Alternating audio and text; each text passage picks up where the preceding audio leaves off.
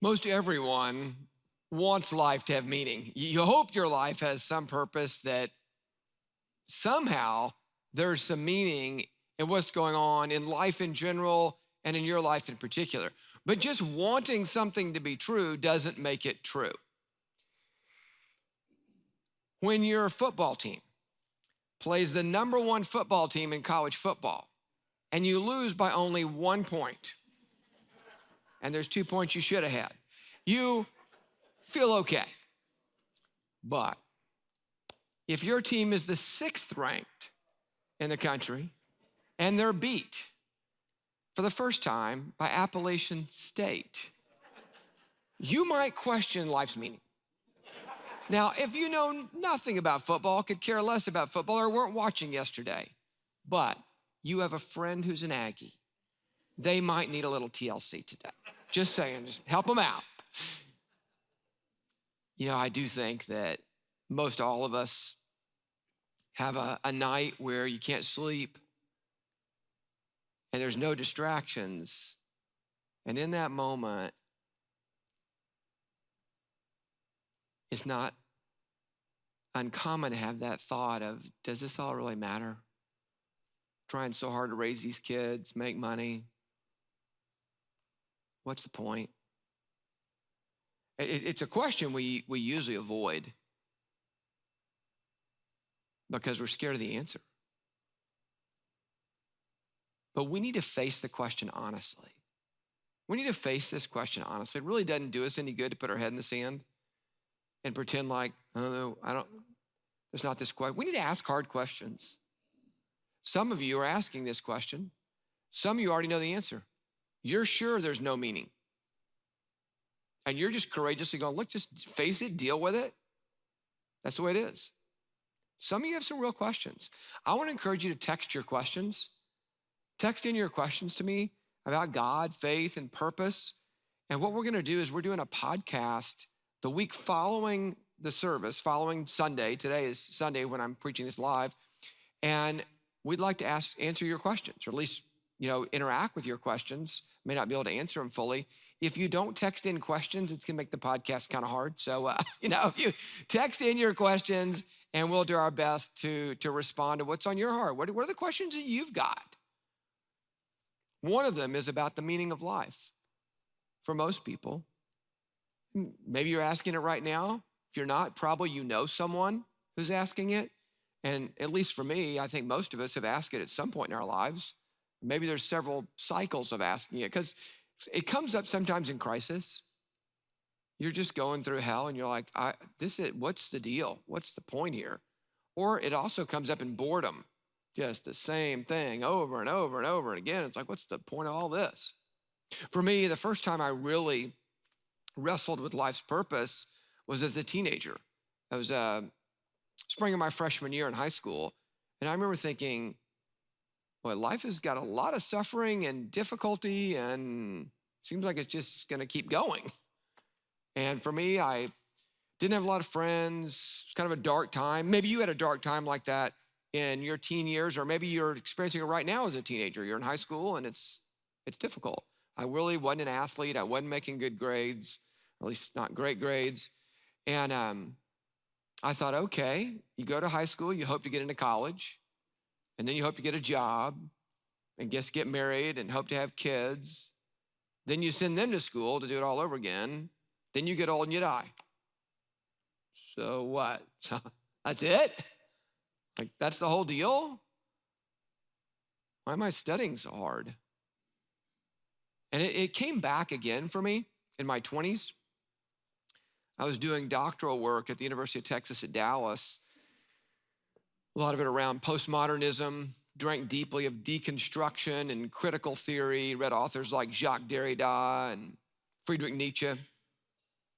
And using the tools of critical theory, we could pretty much dismantle, deconstruct every worldview, religion, meta-narrative there was.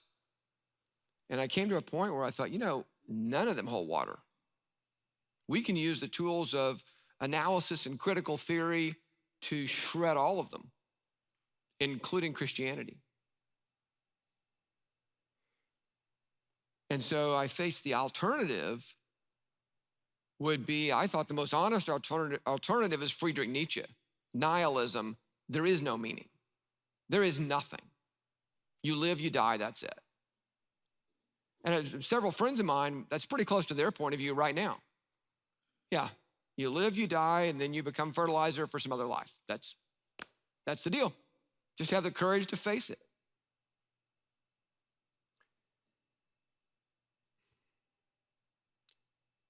I know that in Christian churches, of course, the answer is life has a purpose. Life has a meaning. But sometimes it doesn't feel that way. Whether you're a Christian or not, or what you believe, just what all goes on in life, you're like, I don't know if there really is some purpose out there or not. And in my mind, I felt like when I was in the middle of that doctoral work, I really had two choices. To me, the most honest choice was either Christianity or nihilism, just Nietzsche and nothing. And that's pretty much what the choices are. Now, I don't know where you are if you're asking this question right now or not, or maybe you have a friend who is. If you haven't yet, it's probably going to come up at some point in your life. And even if you asked and answered it at one point, it tends to cycle back in different seasons and times of life. Whether that's a time of crisis for you, or whether that is just the sheer boredom of life, just the difficulty of mundane everyday life. Now, the Bible does have a response. It's a little surprising. In fact, there's an entire book in the Bible devoted to this issue of purpose. It's called Ecclesiastes. Most people think the most likely author is King Solomon. And his response to, is there a purpose, is there meaning to daily life, is no. Meaningless, he says. Utterly meaningless. Everything is meaningless. Not necessarily the answer I would expect from the Bible right away. Kind of a left turn there. Wait, what? That's what he says. That's how he opens the book. Solomon has the courage to face reality. He's tried a lot of the things that you've probably tried too. You get a girlfriend. You think now life's going to be awesome. And then you break up and that doesn't work out. You make some money. You get a raise. Then your friend gets a bigger raise. Now what? You get on the team, but you lose the championship. Whatever we try, it doesn't really bring lasting happiness, not permanent satisfaction. You climb a mountaintop, whether that's literally or figuratively, business, whatever else. What's it followed by? A valley. There's anxiety, depression. You try to medicate it. Can lead to self-harm, can lead to really scary thoughts. I believe that we need to listen compassionately. Whether you're facing this question or someone else, listen compassionately.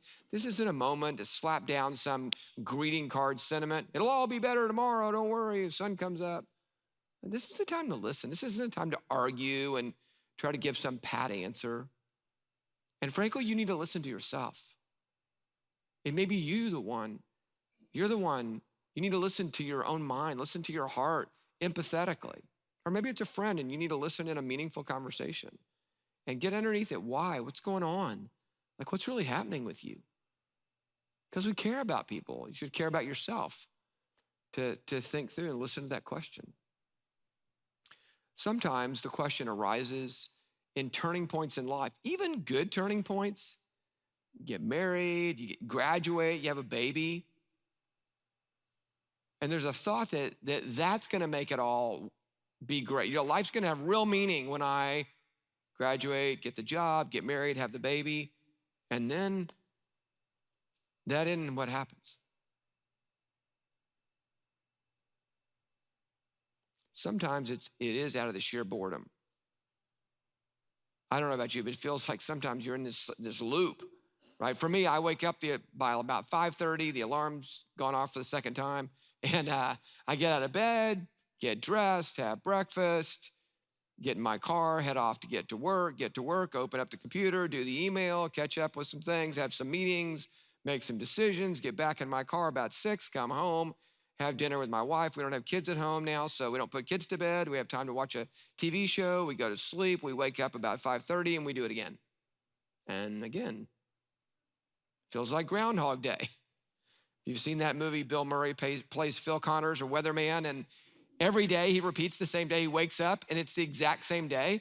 And no matter what he tries, and he tries all kind of crazy things to, live a different day, but he lives the exact same day over and over and over and over. And sometimes life feels that way.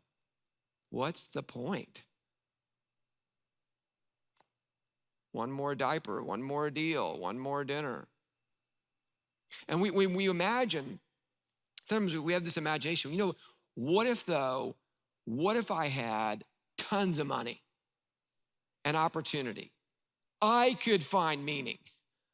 Give me enough money and opportunity and I'll go find some purpose. Well, a few thousand years ago, King Solomon did it. He took on that experiment. He had the money, he had the opportunity, and so he went for it. Now, this is thousands of years ago, hundreds of years before Christ, and he told us the report of his experiment. It's chapter 2 of Ecclesiastes. Here's what Solomon says. I said to myself, come now, I will test you with pleasure to find out what's good. Then that also proved to be meaningless. Laughter, I said, is madness. And what does pleasure accomplish? I tried cheering myself with wine and embracing folly. My mind still guiding me with wisdom. I wanted to see what was good for people to do under the heavens during their few days of their lives. I undertook great projects.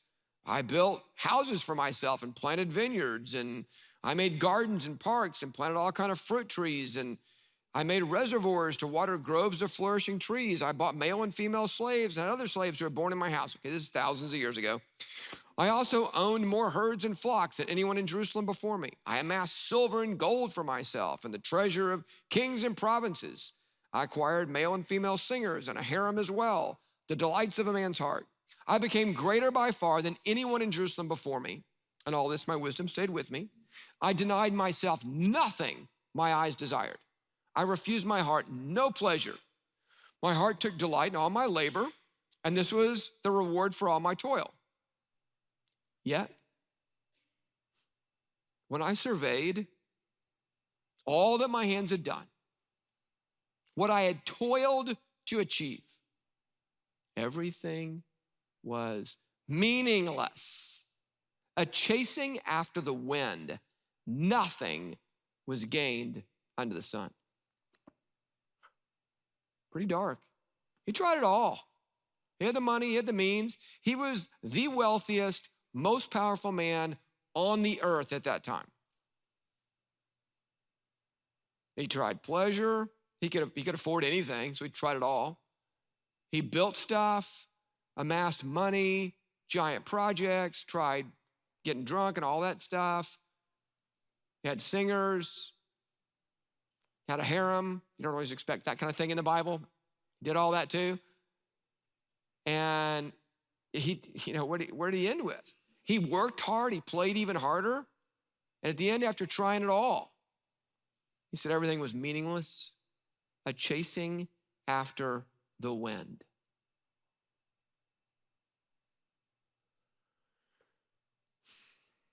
It gets a little darker.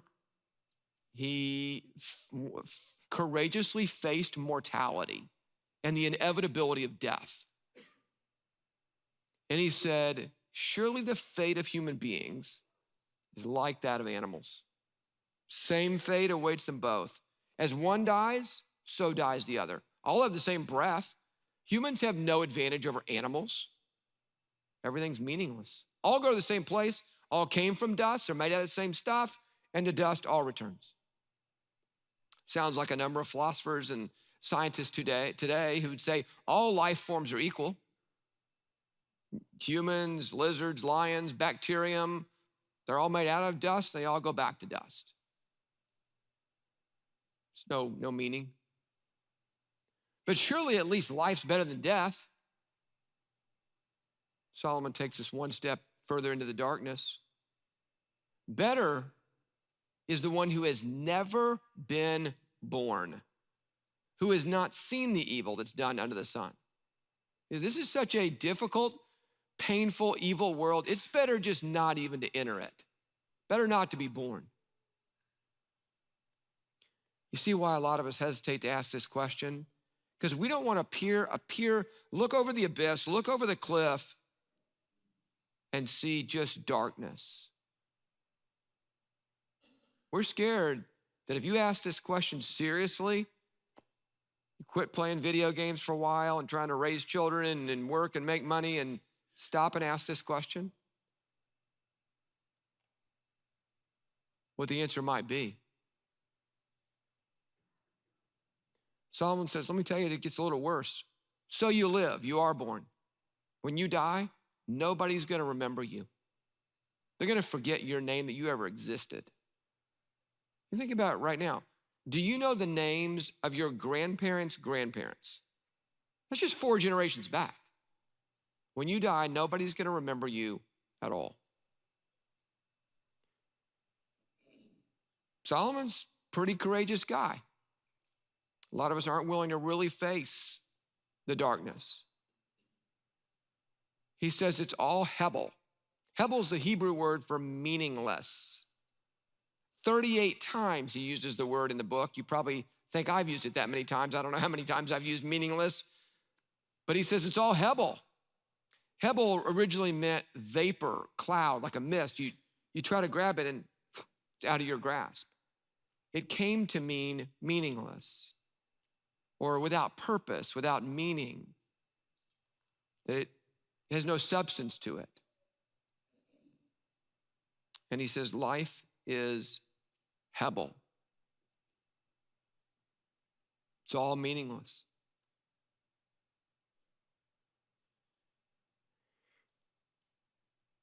Solomon's point is crystal clear. There's no mistaking what he's saying. He's tried it all. He's a smart guy, wealthy guy, powerful man. And here's the conclusion. It's all Hebel. It's all pointless. It's all meaningless. Just sit with that for a minute.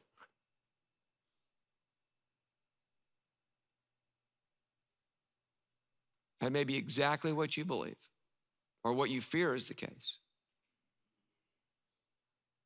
But there's always a but, right? There's another phrase that appears in the book almost as many times, 30 times. It's the phrase under the sun. Under the sun. In other words, what happens on this earth? That first appears in verse 3, chapter 1, verse 3, the very beginning of the book. Solomon says, what does man gain from all his labor at which he toils under the sun? Under the sun. It means in this world, in this life, what we can see on just that plane, just what you can see, just what's under the sun, it's all meaningless. It's pointless. There is no purpose. But there's a little hint there. Maybe, could it be, you can go with me here, that there's some meaning above the sun? What if the place to find purpose is above the sun? That yes, under the sun, yeah, there's no meaning, there's no purpose, it's pointless, it's dark. But what if we looked above the sun? Could there be some meaning, some purpose? See, I believe we need to seek purpose intently. Solomon did. He really went after seeking the purpose of life. And so should we. And we need to go a little deeper into his philosophy and what he uncovered with this idea of under the sun and what that might lead to. So in chapter 3, Solomon makes, I think, a remarkable statement worth reflecting on. He said, he has made everything beautiful in its time. He has also set eternity in the human heart. Yet no one can fathom what God has done from beginning to end. So, okay, granted, no one can figure life out. Nobody can fathom what God's done from beginning to end. But God has set eternity in the human heart. What does that mean? He has set eternity in the human heart. There's a notion that most people have that there's something more. Like this can't be all there is. Some sense that life continues in some way, somehow after this. I don't know how or why or what it is, but there's something. Got to be something more. We see it in cultures all over the world. Throughout nearly every culture, there are stories and myths of an afterlife or another life. In our own culture, there are hundreds, thousands of plots of movies and novels that talk about an alternate reality or something after this. Because intuitively we know this isn't all there is. We also know something's wrong. Like this can't be the way it was supposed to be. As we look around the world and look at our own selves in the mirror, like something's messed up. There's got to be something else, something beyond, something more than just this life, just this world. Eternity is in our hearts. And we crave permanence. We don't want to be forgotten. We want a legacy. Famous author C.S. Lewis, in his classic book, Mere Christianity, put it like this: if I find in myself desires which nothing in this world can satisfy, the only logical explanation is that I was made for another world. Eternity is in our hearts somehow. Can't figure it all out. We may have lost a lot of how to make sense of it, but we know there's something more. At the end of his book, Solomon gives what he calls the conclusion of the matter. He says, now all has been heard. Here's the conclusion of the matter. Fear God and keep his commandments, for this is the duty of all mankind. For God will bring every deed into judgment, including every hidden thing, whether it's good or evil. Now, in another unexpected, paradoxical twist, Solomon says, divine judgment gives us hope. Now, how does that work? Well, it means we matter. Why would you fix something that doesn't matter? Justice implies that what we say and what we do here is going to matter, not only here, but later. And this sense that we have that things aren't right, that's a correct sense. You are sensing correctly that this isn't the way it's supposed to be. Something's wrong. And the hope, judgment implies justice and intelligence.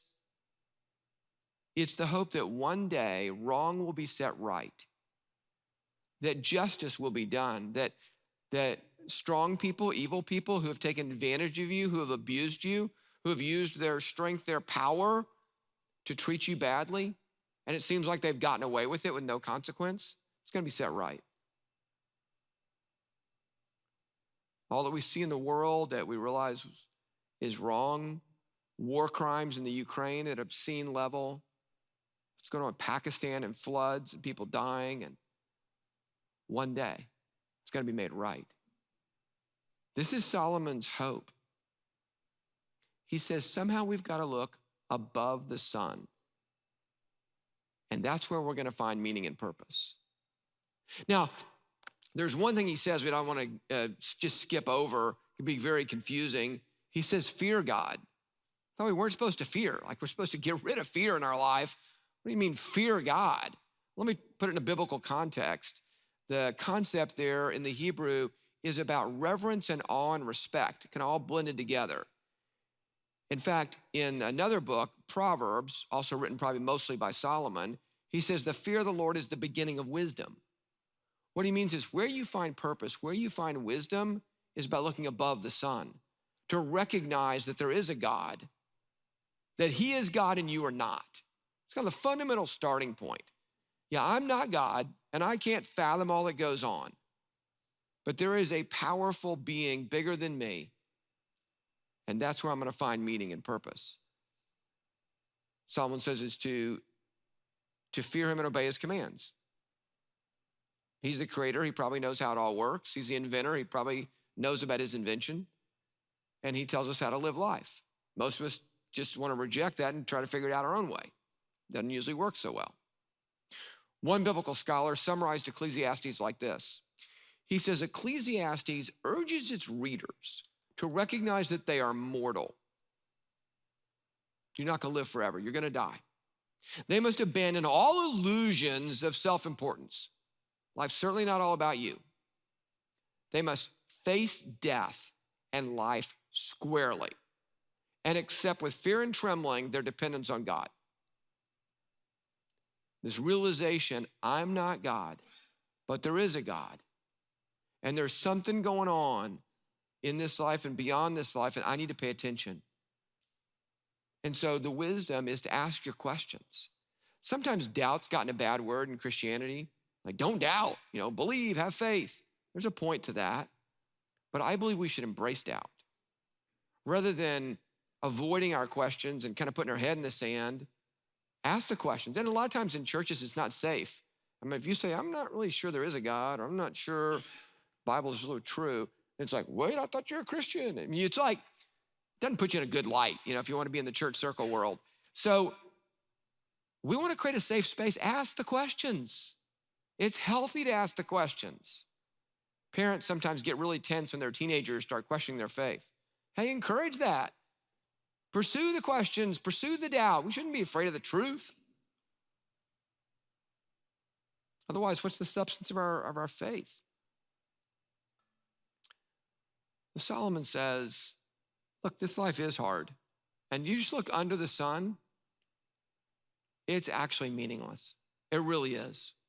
Your instinct that there is no meaning is correct if that's where you are and that's what you believe. But only under the sun. Because if you look above the sun, it's a different story. Solomon never tells us the purpose of life clearly straight out, but he does point us where to explore. He says, trying to figure it out under the sun, let me warn you, you're going to find no meaning, no purpose. You try pleasure, money, success, you're not going to find it. Look above the sun. Look above the sun. And Solomon found purpose in a God he could respect and his plan for his life and the hope that one day there's going to be justice. Things are going to be made right in this world. Of course, that all hinges on one other important question. Is there a God or not? And of course, in the church world, our answer is going to be yes, there is. But how do we know that? How confident are you? For me, when I surfaced from my doctoral work, kind of some dark days, questioning everything, I came to a point of humble confidence. I came to accept limitations of human knowledge. We cannot know comprehensively or absolutely. We don't have direct access to ultimate truth. It's what I call for myself epistemological humility. But we can know something. We don't know how our bodies absorb all the nutrients from all the food we eat, but we know enough to eat healthy food for our bodies to function. We can't fathom all of life and how it works and why stuff happens the way it does, but we know enough to look for purpose above the sun. But there's no purpose if there's not a God. So is there a God or is there not? How can we know, and how confident can we really be? That's our question for next week. Text me questions. I'd love to hear your questions. Let me pray for you. Father, thank you that you're God, and I believe you're here. I believe you're listening. I pray for those for whom that's a big question. Lord, on their behalf, I pray that you would open each of our minds to know you, our eyes to see you. Lord, give us the courage to ask our questions. And I pray that you would show us answers. In Jesus' name, amen.